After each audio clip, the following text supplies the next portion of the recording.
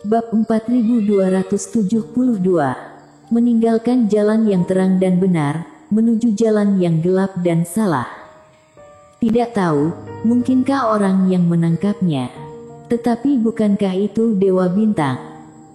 Melihat kekacauan di dalam istana, banyak anggota klan Naga Sisik yang dalam keadaan menyedihkan, para tetua pun merasa sangat tertekan. Pertempuran itu begitu tragis sehingga 4 atau 5 kultivator telah tewas, alhasil keuntungannya tidak bertambah sama sekali, benar-benar sangat sial. Riko merasa hatinya dipenuhi dengan sumber kemarahan, juga tidak tahu kepada siapa dia harus melampiaskannya. Mengapa pertempuran ini sangat menjengkelkan dan menguras tenaga? Istirahatlah sebentar, kalian semua terluka, Reiki juga banyak terkuras. Riko tidak memiliki tempat untuk melampiaskan amarahnya, berbicara dengan dingin dan mulai menyuruh klan Naga Sisik beristirahat di tempat. Di tepi istana, Sugo, leluhur keluarga Chen dan yang lainnya juga menyaksikan adegan ini secara utuh. Melihat pertempuran yang tragis seperti ini, semua orang menjadi pucat dan rasa takut masih ada. Meskipun mereka berlindung pada klan Naga Sisik, tetapi klan Naga Sisik mungkin karena ketidakpercayaan, mungkin karena seseorang perlu berjaga-jaga di luar, atau mungkin klan Naga Sisik merasa bahwa mereka cukup kuat. Singkatnya, orang-orang ini tidak pernah berpartisipasi dalam pertempuran, melainkan selalu berada di luar tirai cahaya. Tetapi pada akhirnya, tidak ada yang menyangka bahwa pertempuran akan menjadi seperti ini. Sugo dan yang lainnya begitu mati rasa sehingga mereka beruntung tidak ikut bertempur. Kalau tidak, mungkin saja mereka termasuk di antara beberapa orang yang mati. Teman seiman Chen, mengapa rasanya orang-orang klan Naga Sisik ini tidak sekuat Tobi si pemimpin pasukan? Sugo mengertakkan gigi dan berbisik. Ketika mereka bersama Erik sebelumnya, mereka juga telah mengalami ujian patung tingkat ini. Tetapi, di bawah kepemimpinan Erik, mereka merasa lulus ujian dengan mudah, meskipun sedikit berbahaya, jangankan terluka parah, bahkan tidak banyak kemungkinan mereka terluka.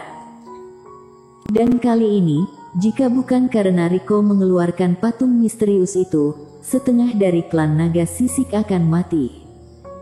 Mereka tidak pernah mengalami hal seperti itu dengan Erik. Oleh karena itu, membandingkan keduanya, merasa bahwa kemampuan klan Naga Sisik sangat tidak mampu.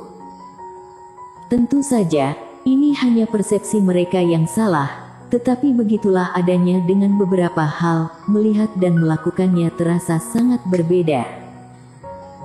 Berbeda dengan kesulitan yang dialami klan Naga Sisik, Sugo dan yang lainnya hanya mengamati melalui tirai cahaya dan tidak memiliki penilaian yang jelas tentang kekuatan iblis bintang putih.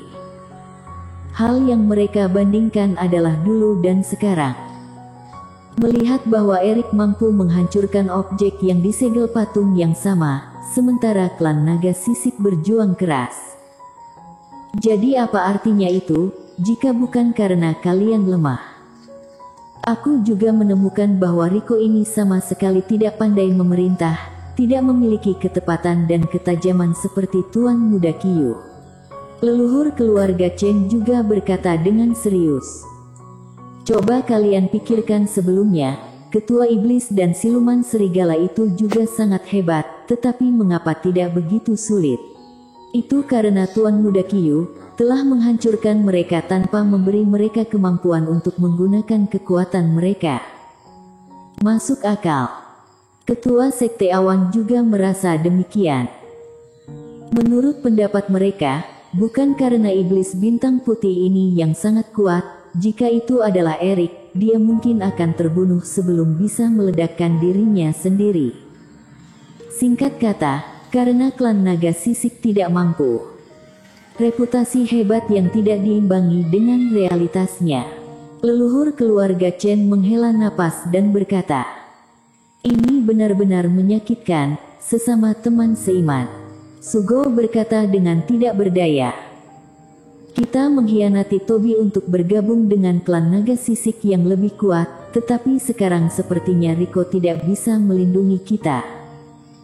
Lalu jika Tobi benar-benar muncul, apakah nyawa kita akan terancam? Taois Huangmu, jangan menakuti kami. Meskipun klan naga sisik terlihat tidak begitu kuat, tetapi Riko memiliki harta karun di tangannya, seharusnya kita tidak akan terbunuh, bukan? Ekspresi yang lain berubah. Awalnya mengikuti klan naga sisik, merasa bahwa meskipun Erik masih hidup, juga tidak akan berani mencari masalah dengan klan naga sisik. Tetapi sekarang setelah melihat kinerja klan naga sisik yang buruk, orang-orang ini juga mulai merasa gelisah. Mengapa mereka merasa telah meninggalkan jalan yang terang dan benar, menuju jalan yang gelap dan salah? Melihat Sugo dan yang lainnya mulai ketakutan, Taois Huangmu diam-diam tersenyum. Sebagai mata-mata pihak Erik, dia benar-benar tidak panik sama sekali. Sugo orang-orang bodoh ini telah melihat Erik melakukan keajaiban berulang kali. Mereka berani dengan mudah mengkhianati Tuan Muda. Kepala mereka benar-benar dimasuki kotoran dan mencari mati. Seperti Imam Taoisme tahu bahwa Tuan Muda Qiyu ini bukan orang yang sederhana dan tidak boleh dibuat tersinggung. Sekarang dirinya langsung bertindak sebagai mata-matanya, jadi bahkan jika Tuan Muda kembali untuk membalas dendam, kalian semua akan mati dan menghilang, tetapi aku, Imam Taoisme akan tetap aman dan sehat, dan menjadi hamba yang berjasa, malah akan mendapatkan kembali kebebasanku. Inilah perbedaan antara memilih majikan yang tepat, kalian masih terlalu muda. Kita tidak bisa istirahat lagi, harus melanjutkan perjalanan. Tidak lama kemudian, Riko tiba-tiba berdiri dan berbicara dengan berat. Beberapa segel yang aku atur telah dirusak oleh orang-orang di belakang. Siapa itu? Bagaimana bisa begitu cepat? Mungkinkah kelompok Suezu itu masih berani datang mencari mati? Kultivator klan naga sisik lainnya juga tampak tegang dan segera bangkit. Baru berlalu sejenak, kultivasi mereka masih belum pulih. Tetapi semua orang tahu bahwa tidak bisa menunggu di sini sampai orang-orang di belakang mendekat. Jika tidak, keunggulan mendahului ini akan hilang. Tidak peduli siapa itu, juga tidak bisa menghentikanku untuk mengambil kekuatan suci. Riko mendengus. Semuanya lelah sedikit, tunggu sampai kita menemukan gerbang terakhir, kemudian mencari kesempatan untuk beristirahat. Yang mulia tidak perlu terlalu khawatir, kamu juga bisa pulih sambil berjalan. Tetua berambut putih menghibur dan berkata. Seiring kultivator klan naga sisik melanjutkan perjalanan lagi, Erik juga bergabung kembali dengan mereka. Kali ini, setelah tidak terlalu lama berjalan keluar dari koridor, sebuah gerbang batu menghalang di depan para kultivator. Dan berbeda dari gerbang batu yang pernah ditemui sebelumnya, gerbang yang satu ini bersinar dengan cahaya bintang dan dipenuhi dengan aura misteri yang tak terlukiskan. Dan saat kultivator mendekat dalam jarak 10 kaki, mereka segera merasakan paksaan yang kuat melonjak di atas gerbang. Kekuatan ini seperti gunung, memaksa para kultivator untuk menghentikan langkah. Tetapi setelah Riko meraih token perunggu, kekuatan ini menghilang dalam sekejap. Mata para kultivator klan naga sisik berbinar. Yang mulia, harusnya ini adalah gerbang terakhir, bukan? Tetua berambut putih berkata. Tetapi apakah kebetulan sekali, kita baru saja mengaktifkan token dan kita telah mencapai akhir dari tempat ini.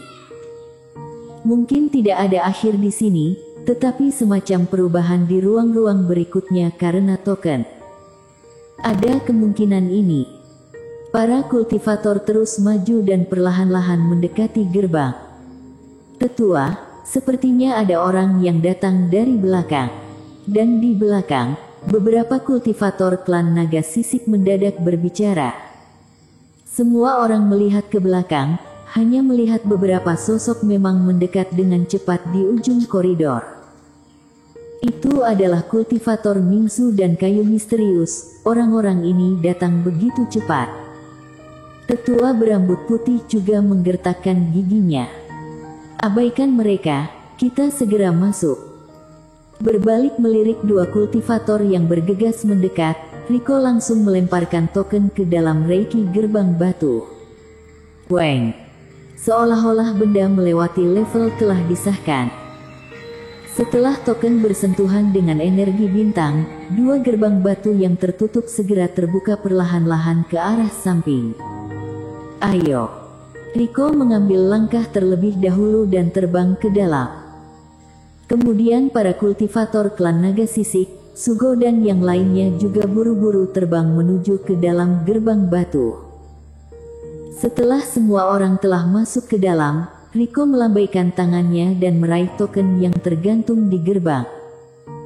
Di atas gerbang batu, energi bintang kembali bergetar.